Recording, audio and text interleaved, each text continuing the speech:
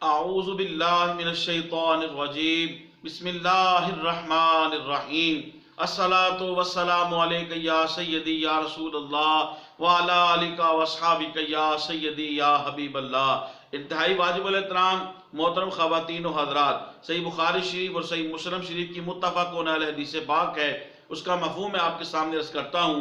آقا کریم علیہ الصلوۃ والتسلیم نے ارشاد فرمایا کہ انسان کے نیک عمل کا ثواب جو ہے ایک کے بدلے میں اللہ تبارک و تعالیٰ کم سے کم 10 گنا عطا فرماتا ہے، اور کبھی 10 سے لے کے 700 گنا تک ثواب عطا فرماتا ہے، اور کبھی اس سے بھی بڑھا دیتا ہے۔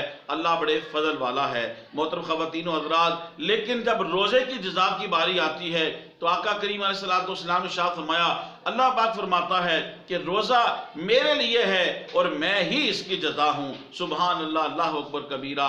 جنت کو اور جزاؤں کو بانٹنے والا ہی مل جاتا ہے۔ اللہ پاک کے محبوب صلی اللہ علیہ وسلم نے ارشاد فرمایا، اللہ پاک فرماتا ہے چونکہ مسلمان نے روزے میں کھانا پینا اور خواہش نفس سے صرف میری رضا حاصل کرنے کے لیے رکا رہا ہے، قیامت کے دن میں اسے اجر و ثواب عطا فرماؤں گا۔ اور روزے دار کو 2 خوشیاں حاصل ہوتی ہیں، اور ایک خوشی جو ہے افطار کے وقت روزے دار کو حاصل ہوتی ہے، اور ایک خوشی روزے دار کو رب کی ملاقات کے وقت حاصل ہوگی۔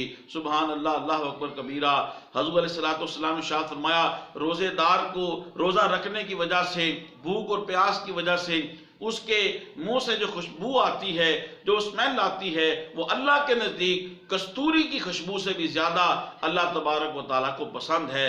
روزہ جو ہے مسلمان کے لیے جو ہے قیامت کے دن جہنم کی آگ سے ڈھال ہوگی، اور دنیا میں گناہوں سے روزہ اس کے لیے ڈھال ہوتا ہے۔ محترم خواتین و حضرات، تبلیغ دین کی نیت سے میرے اس ویڈیو کو زیادہ سے زیادہ شیئر کریں، میرے یوٹیوب چینل کو آپ سبسکرائب کریں، یوٹیوب پہ کمنٹس کریں، لائک کریں۔ اللہ پاک آپ کو آسانیاں عطا فرمائے۔